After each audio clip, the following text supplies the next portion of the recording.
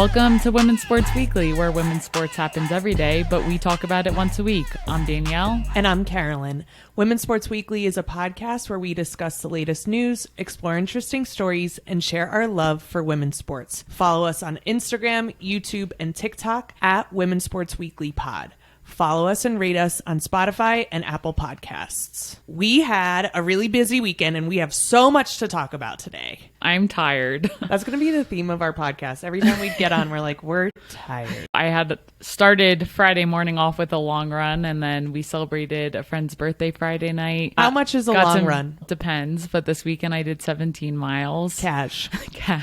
Marathon training season, you know? Yep. So this past Friday, we got drinks at one of my old-time favorite bars in Denver, Stoney's, and it's a sports bar. We were able to get it on the TV, got drinks, and watched the Indiana Fever game versus Aces. Megan from my flag football team is a huge Indiana Fever fan, so she was going hard on the Fever. I always say I don't necessarily have a favorite team in the W, but I love so many of the Aces players. But I honestly was going for both teams, which is really bad to say. I really need to find a team that I actually like. Yeah, I was rooting for the Aces, but they're also not my team. I feel the same way, and I think we do need to find a team. Last weekend, we went to a watch party with the WNBA club and got to meet so many cool people. We were talking to some people that we had met, and they were like, who's your WNBA team? When we both looked at each other, and they were like, that's great for you that you have a podcast and you're so unbiased that you don't have a team. And I'm like, no, I'm really not unbiased. Like, if you ask me about the Gamecocks, I'm going to go hard for them. But it is really difficult not having a team in Denver. It's hard because I'm holding out so much hope that I can't put all my eggs in the Las Vegas Aces basket, because I'm really hoping that we get a WNBA team here in Denver. Next year, I'm picking a team. I'm picking wherever Paige Beckers goes. Wow. Okay. I don't know. We'll see. The Valkyries colorways for San Francisco is sick. It really is. And if I go based on names and colors like I did when I was a little kid, then yeah, it might be them. But I don't think I can do that. I don't know. I got to think about it. I like too many players on too many teams. I got to get it together and just pick a team. It is fun, though, watching with someone who is a diehard fan for one team, because it's like us in college. We have our college teams and we go nuts. And it's fun to be around people who have this connection to a team and really root for them. And when you're really connected to a team, you know those little ins and outs, which I think is really important as well. I feel like we have general knowledge about a lot of things, but we don't have the specific niche knowledge that you have when you're a super fan. And Saturday night, we got to celebrate our friends Sarah and Lex's engagement party, which was great. And they're friends of the show, too. Yes. It was so nice. I'm so happy for them. I love them so much. So nice to see them celebrate and see other people celebrate them, and just really excited for them. And it's just nice to be able to celebrate everyone's love. I really just love it. It is. So shout out Lex and Sarah. Happy engagement. And then we woke up Sunday morning and I agreed to go for a trail run. Now that we're on Strava, Women's Sports Weekly is on Strava, we have to make sure that we're contributing to the Strava. So I got out my trail shoes and I went for a little run. And there's nothing that makes you happier than to have the whole family out on a Sunday morning running in the mountains. It was great. Saturday night when I asked you, I was a little nervous because I was like, sometimes you say maybe or yes to things, and then the next day you're like, no, I'm not doing it. Sunday morning I woke up and I was like, are you still wanting to go? And I didn't have the worst time. It was actually nice out, and I haven't been running with headphones the last 2 times I've gone on a run, so maybe that's a new routine I'm getting into, and it was not too bad, except someone on the trail did say that they saw rattlesnakes, and then I had a panic attack for a full 20 minutes. Yeah, and we had Scout with us, so it is scary. You don't want your dog to get bit by a rattlesnake. We don't want to get bit by rattlesnakes. I've done that trail several times before. I've never seen one, but I was happy the girl told us. But it's kind of a lose-lose because you tell us and now we're on the lookout, but we were also nervous. But luckily, we all came out. No harm, no rattlesnakes. We didn't see any, at least. No. And it was a great way to start Sunday morning. It was. And it's nice to be active on the weekends, even just a little bit, because when I just go hard on the weekends and then have to get back into my routine on Monday, it hits real real hard. Yeah, big man. slap in the face. Being in our 30s is no joke, so it definitely was nice. And like you said, very happy Sunday morning to be running with you in Scout. Oh my gosh. I wish I liked it more. I feel like you found your inner Courtney DeWalter. You were out on the trails running. Whoa. You weren't that angry. I was like, there she is. I wasn't that negative. I don't know what kind of has switched. I just felt better. I'm going to take it. I don't know if it'll stay for a long time, but I was like, I'm enjoying this somewhat, and I'm just going at my own pace, and that's that. I'm going to take it too. And a few weeks ago, I tried to ask Carolyn if she would train for another marathon with me, because we both trained for New York City last year, and it was quite entertaining to say the least. And I said, Carolyn, it could be good content for the podcast. It would be great if content. You trained again, because you hate it so much. I was, I'm just not a good person to train. I just don't like it. I wish I liked it more. I think running every once in a while for me, maybe once a week, once every 2 weeks is the cadence that I like to do. I would like to run New York specifically again, because I feel like I could do better than I did in my first marathon. However, I need to figure out my stomach issues. We'll see. Yeah, I'll take what I can get. Running together when we can is great. For now, that will be enough for me. Well, we have a lot to talk about today, so let's get into the highlight reel. Yes, let's do it. Starting with the WNBA. Last Wednesday, A'ja Wilson beat the league's all-time single-season scoring record. She scored 956 points total, so not just in one game, but since her May season opener, they continue to play. This season is not over yet. This regular season's not over yet, and she became the first member of the WNBA single-season 1,000-point club to score 1,000 points in one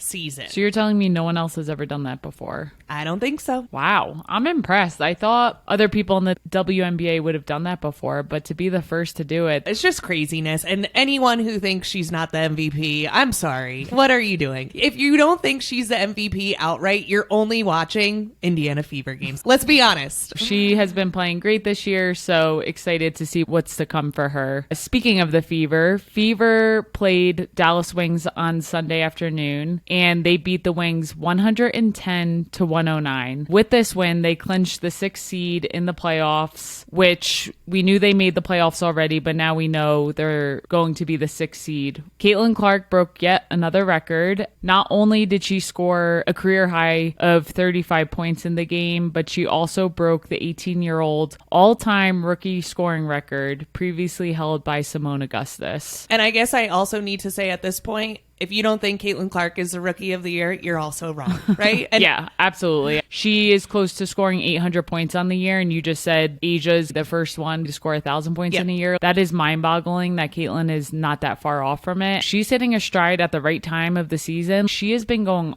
off. The announcer said it during the game. Her first game of her WNBA career, she had 10 turnovers. And now at this point, she's dropping 35 points. She does look kind of how she did in college. She's really found her groove in the WNBA, and she's only a rookie. It's really incredible. Yeah, and the announcer said in the game on Sunday, the three-headed monster of Caitlin Clark, Kelsey Mitchell, and Aaliyah Boston. Oh my gosh. They've all been playing so well, and Kelsey Mitchell also went off during the game on Sunday and had 30 points herself. Scary for the Indiana Fever to get hot right now. I know. The playoffs are going to be so fun. I cannot wait. It's interesting because the only team they have not beaten this year is the Aces. And if I'm the Aces, that's nerve-wracking, because what do I tell you all the time? It's hard to beat a team over and over and over again. And the Aces have done that, but now can they continue to do that in playoffs? So it will be fun to watch for sure. And then we have the Mystics versus the Atlanta Dream, who are still fighting for a playoff spot. The Mystics beat the Atlanta Dream last Friday, 72-69. The Mystics are on this run right now where they're really fighting for this last playoff spot, but they played again last Sunday, Mystics again versus Atlanta Dream, and the game goes into overtime. The Mystics came back after a big deficit. They go into overtime, and the Atlanta Dream win 76-73. They keep their playoff hopes alive. Tina Charles from the Atlanta Dream finished with 20 points and 10 rebounds. They have more games to play this week, starting today and on Thursday. We're going to see what happens. The Atlanta Dream play Chicago Sky in New York the Mystics play New York Liberty and Indiana Fever, and Chicago plays the Atlanta Dream and the Connecticut Sun. So these three teams are fighting for that last spot. Fighting tooth and nail, honestly, because if the Atlanta Dream had lost on Sunday, they would have been out. And what do? They take the game into overtime and they say, we're not done yet, and they end up winning. That is not easy to do. Every team wants to be in the playoffs, especially because you know you're not at the bottom, so your draft pick is not going to be at the top. So it's like, why not make a playoff run right now? So still waiting to see who's going to take on that 8th spot in the playoffs. Keep your eyes out for that, and there's some good games ahead. All right, let's get into a sport we have not talked about on Women's Sports Weekly yet. We are talking about golf. Yes, and we have many people in our family who are obsessed with golf, so hopefully they're interested in this one. We do. Have you played golf? Yes, I've played with my dad several times. Do you like it? I do. It's one of those sports that's frustrating as hell because it's hard, but I do like it, and I feel like that is something I could get hooked on, but I have too many hobbies. I can't pick up golf right now. So many hobbies are expensive. It's like, which expensive hobby am I going to pick up? Do you like golf? I've never played. I love to go to the driving range. You crush the ball at the driving range. Crush the ball as hard as I can. However, I have very limited patience. And when I was in grad school, I was working full time as a teacher's assistant, coaching softball, and then going to grad school at night. In the summer, I didn't have a job. And so a friend who I worked with got me a job as a caddy at a golf course in New Jersey. And I caddied for a summer. I was in the best shape of my life, but I was like, this game is very frustrating. It's also very frustrating to be a caddy because I would caddy with a bunch of men who would smoke weed before they played golf, and then they would just shank balls into the woods, and I would be searching for the balls in the woods, and I would be so mad. I also got hit with the ball a couple of times, which if you have ever played it with a caddy, it's not good if the caddy gets hit with a ball. That's the caddy's fault. And so I would pretend that I didn't get hit because they couldn't see all the way, but I would just have a welt on my leg and just have to act like everything was okay, and that's where the ball landed. It was quite a summer. To be really honest, it's not a sport that I know a ton about. It's not a sport that I watch a lot. I used to watch it with my brother growing up, and I would use it as a way to take a nap during the day. Same. Whenever my dad had it on growing up, I literally would fall asleep. I'm not going to yuck anyone's yum. Everybody has a sport that they like, and the people who play, I think, are super athletic. I'm not shitting on it by any means. It's just hard for me to get into. Yeah, I think in person, like some sports, it's easier to get into when you're there live. It is a hard sport to watch on the TV, but maybe we should try again. Yeah. We're older now and wiser and maybe not so sleepy. I don't know. And I think I need to go to a match because I want to scream, get in the hole when they hit the ball. Let's get into the 19th Solheim Cup, which was played this past weekend in Virginia. It was Team USA versus Team Europe. If you do follow golf and you've ever watched the Men's Ryder Cup, the Solheim Cup is the women's equivalent in the LPGA. The first 2 days consists of a foursome team. There's 2 players playing on the US versus 2 players playing on the European team, and they alternate shots back and forth. Player A on the US drives the ball. Player B on the US takes the next shot. Player A putts the ball if they're on one the green. Ball, and they're alternating throughout each hole. Yep. And then they also play 4-ball, which means everyone is playing the entire hole, but they take the best score of your teammate. In golf, your best score is your lower score. If you and I were on the same team and we were playing together and you got the ball in 4 tries and I got the ball in 5 tries, we would just take your score for that hole. Yep. So they do that the first 2 days, and on the last day, they play 1v1 matches, just one player versus the other, see who wins. So even though in golf you're trying to get the lower score, the Solheim Cup, how they do this is whoever wins the match gets a point. So you want the most amount of points because that means you won the match. Sure. There were 12 people on each team, and there was a captain on each team. So the US was led by Stacey Lewis, and the European team was led by Susan Pedersen. The US really dominated through this tournament, which was really great. However, there were some transportation issues at the start of the tournament. They had a bunch of people who were scheduled to be there on Friday morning and see the first tee off, and the grandstands were empty. They were like pretty much empty because there weren't enough buses at the concert venue where people had to park to then get shuttled to the course, which like, how does that happen? That had to be eerie for the players to be like, where is everyone? And these people are paying to be there, and then they're paying money to park, and then you don't have enough buses to take them to the start. There was also reports that there were bathrooms there at the place where there was parking, but they were locked. So people were standing in line with no access to a bathroom. Just craziness. They got it figured out. It's just not a good fan experience, and it already sets them off on a bad foot going in to watch. Yes, but they get through it. Rest of the time was fine, and the U.S. dominates. Europe fell behind 6-2 on the first day and then trailed 10-6 heading into the final day, which was the singles, where they were going 1v1. Nelly Korda, who's been having an amazing season, who's currently ranked number 1 in women's world golf, played really, really well. She went 3-0 in team play and then lost her individual matchup, but she's been having an amazing season. Megan Kang also went 3-0 in team matches and won her individual match. And then Rose Zhang, who's 21 years old, she won 28 holes and lost 8. So she just had an amazing tournament. She was dominant. She only lost 8. The U.S. put up a really strong showing. Going into the individual matchups, though, it wasn't very clear that the U.S. was going to win, but they did when Lilia Vu, whose world ranking is number 2, scored a birdie on the 18th hole last Sunday, and the Americans defeated Europe 15.5 to 12.5 to claim their first Solheim Cup victory since 2017. Wow. For those who are not that into golf, what is a birdie? Ooh, a birdie is 1 under par. Is that right? I'm right. I knew that off the top of my head. Good job. You know what? I've played a lot of mini golf. I also used to play a golf video game when I was younger. Oh, really? And I would play with my brother, and I didn't know what I was doing, but I would get a lot of double bogeys. And so I know some of the scoring. What's a bogey? A bogey is 1 over par, and a double bogey is 2 over par. Yep. Okay. I think. Our golf knowledge will get better as time goes on. We can only hope. We will. I like this whole Solheim Cup. I love the idea of playing in teams. I think it makes it more fun for the players. They were having a great time. At one point, the U.S. caddies were ripping off their shirts because they were making bets on their own players of what they could do, and they were able to do it, and they're ripping off their shirts. They were having a good time. It has to be nice for the players. Golf is such an individual sport to get to play on a team and just have some fun. Yeah, for sure. We talk about that individual sport all the time and how mental it could be, and to switch it up has to be really nice. All right, we didn't do it last week, but we spoke about 2 weeks ago doing a blooper reel, and there were some funny things that happened this past week, so let's get into it. Yes, the first one being, if you're on TikTok or any form of social media, you most likely have seen the trend of give me my money.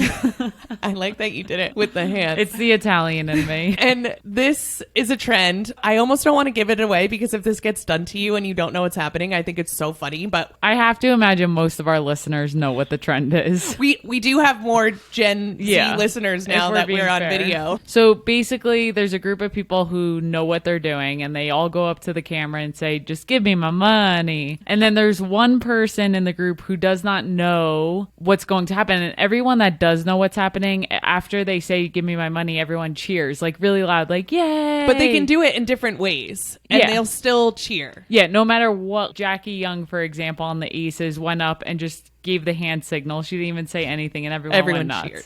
But there's one person who's not in on the joke. So in this case, Becky Hammon, the coach of the Las Vegas Aces, did not know the joke. And this was with all the Aces players. She goes up last, and she had this really extravagant thing ready where she was talking about how the team just wanted their money. She was going on. It was like full on Sopranos. And then everyone was just silent, and she just looked at them and started giggling. And her reaction after everyone else was so great too. Yes. You got to see it, I guess, to see how funny it is. Well, but it was a good one. The idea is that when the person who's not in on the joke goes, everyone stays silent and just looks at them like they did it wrong, when there's really no wrong way to do it. And so she did it, but she went for it so hard that they couldn't even they couldn't contain themselves. They were just cracking up laughing. So it was really, really funny. Find it on Instagram, TikTok. The other blooper reel is the Orlando Pride played the KC Current this past week. They ended up drawing 0-0. But during the game, KC Current player kicks the ball so hard right into Marta's face on the Orlando Pride. Worst. I mean, drills it into her face. And Marta, being Marta, acts like nothing happened. Of course. And is like, come on, keep playing. And again, something you need to look up online. But do I feel bad for Marta? No. Do I feel bad for that ball?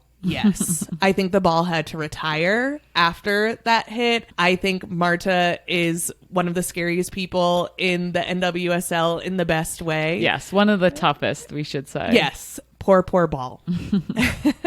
That's great. With that, let's get into the deep dive this week. And this one's recently near and dear to my heart because we're going to talk about the rise of flag football. And I have recently joined a flag football league. I've been wanting to for years. We had joined a co-ed league back in 2019 when we first moved here, and it was okay, but I was like, we didn't play again for years. And then this year I was like, I need to get back into it because I really want to play. There's a league in Denver called Empower, but with an H, get it? It's all women. And I was like, I need to join this league. I know I like playing with other women and it will probably be a great way to meet people and get back into it and play. Been playing for a few weeks now. And it's just been so cool to meet people who are interested in it, to see how good some of these players are. It is mind blowing. Athletes. There are athletes out there. And we are women in our late 20s, early 30s, just ballers out there. Yeah. Very impressive. So it's been really fun to get into it more.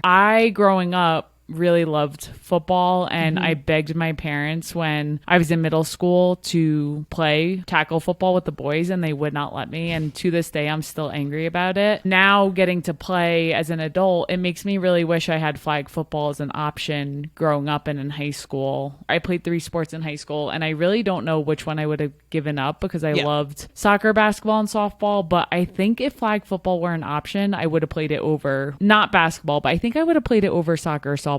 That's how much I love it. Are you playing flag football now because you know you have 4 years to the Olympics and you're trying to make a run? I'm not going to embarrass myself because I'm not that good. Yeah. If I were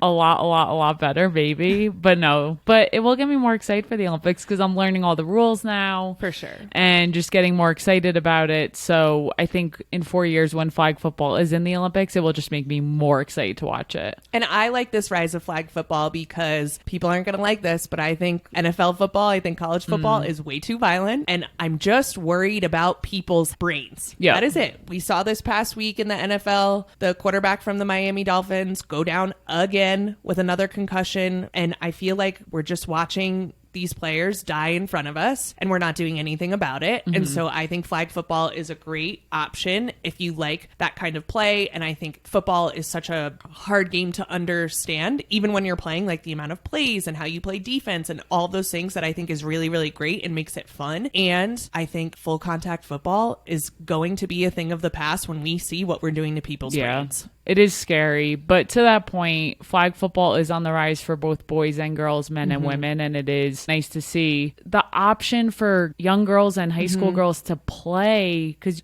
so many girls out there want to play and they don't have the option. I was actually talking to my dad this weekend. He went to my cousin's high school football game, and there's a girl on the team and she's the kicker, and I'm like, good for her, but the boys team is your only option. As I mentioned, across the board, girls and women, it's on the rise. Last year in 2023, about 500,000 girls between the ages of 6 and 17 played flag football just in the United States alone. This was a 63% increase from 2019, which is amazing, like over 50% increase. The NFL has actually played a big role in this, which I think is promising, and they've been promoting flag football, both boys and girls, men and women, through their NFL Flag League in the most recent years, and women make up 25% of nearly 700,000 players through that program. They have 1,800 leagues nationwide. I wonder if the NFL is looking long term and is like, we need to start building this up because eventually these brain scans are going to come forward and we're not going to be able to play this sport anymore. It will be interesting to see in coming years what that looks like. There's also been a ton of growth in the sport at the high school level, which I love. The number of girls playing on high school teams jumped 86% from 2019 to 2023. So across the board, it is growing. Out of the 50 states, there's only 11 states where flag football is a sanctioned varsity girls sport. But fun fact, the most recent state to have a sanctioned varsity flag football team is Colorado. Love it. We got to go check out some games. Jeffco Public Schools, Denver Public Schools, Cherry Creek School District, which is all near the Denver area, started to work with the Broncos in 2021 to begin this flag football pilot. In fall 2022 and fall 2023, that's when the pilot was going on in hopes that it would become a sanctioned sport. And it became a reality when the CHSAA, which is the Colorado High School Activities Association, voted 57-9 in agreement that flag football should become a sanctioned sport for girls in the 2024-2025 school year. We love it. Other states are also working on these pilot programs, so hopefully we'll see similar success across the board and more states will have sanctioned varsity sports for football. I personally hope our future kids have the option to play flag football. Because they're not playing regular football. I've already said it. You say it all the time, whether we have boys or girls, you will not let them play football because of what you mentioned with brains. And I love football. I went to South Carolina. We were so good. South Carolina football Gamecocks were so good when I was there between 2009 to 2013. I love it. And brains. Yes. I'm just going to keep saying it. Yes. We can't do this. So I hope they have an option to play flag football if they want to play, but I just hope they have that available to them. Our kids are playing Dungeons and Dragons. I already told you this, and we're supporting them no matter what. Athletes. We are raising athletes. Oh my God, we have to go to so much therapy. And with the high school growing, it's also cool to see that flag football is also growing at the collegiate level. Women's flag football scholarships are offered at 25 NAIA colleges, and 5 NCAA Division III colleges will follow suit in 2025. NAIA is the National Association of Intercollegiate Athletics. It is the governing body for small college athletic programs in the U.S. So if you're not an NCAA program, you're probably an NAIA program. I think it's interesting that the NAIA has started the flag football trend before NCAA, but we'll see how the NCAA Division III schools that are promoting this, we'll see the success they have, and who knows, in a few years it could be at the Division II and Division I level, which will be interesting. And then you have the pro football level. The American Flag Football League has plans to launch its inaugural men's and women's leagues in spring 2025. I do not know what cities these teams will be located at, but you know where I'm hoping there's a freaking team. Denver has a huge flag football community. Yeah. We're learning that. Yes. They are everywhere. We would love to see some pro teams. So more to come on that, hopefully in coming months, because spring 2025 is not that far off. But with that, Team USA does compete as part of the International Federation of American Football, and there's world competitions and world championships throughout the years, and the US have proven to be very good. I would expect that. Yeah. Right? I would think most other countries are just starting to catch up on the football trend, the football that's true.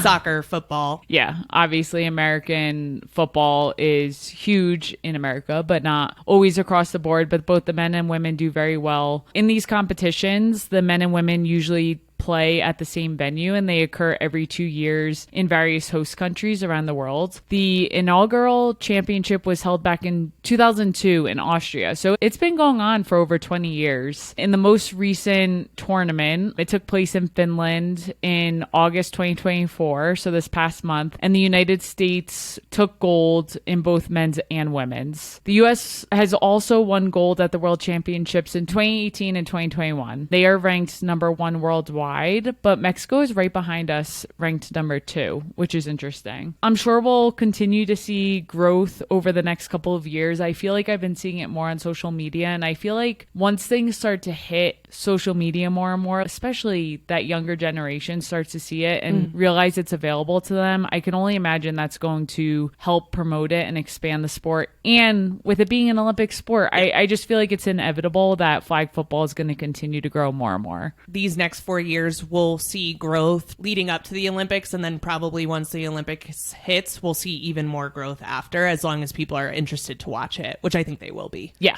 for sure. So really excited about that. You'll catch Danielle 2028 in LA. Flag football. LOL to that. In my dreams. Let's talk about what we're looking forward to this week outside of my flag football games. What do you got for us, Carolyn? The NWSL season continues on. The KC Current, who are ranked number 3, play the Washington Spirit, who are ranked number 2. Trinity Rodman plays for the Washington Spirit. She had a crazy goal this past weekend. That goal was dirty. She had someone on her the entire time, and then she just flicked it past them and it went in. And then she went to bed and got rocked to sleep. It was a great celebration. But Washington Spirit plays KC Current on Friday, September 20th at 8:00 p.m. Eastern Time on Prime. What are you looking forward to this week? So we talked a lot about the WNBA and how we're still waiting to see who's going to take that 8th playoff spot. If you're listening at the time we released today, Tuesday, September 17th, Chicago Sky plays the Atlanta Dream at 7:30 p.m. Eastern on League Pass. That's it for this week. We will see you next week on Women's Sports Weekly. In the meantime, watch women's sports, rate and subscribe to the pod on Spotify, Apple, and YouTube. Share the podcast with your friends and keep sending us topics you want us to cover on Instagram at Women's Sports Weekly Pod. Thanks for joining us. Bye.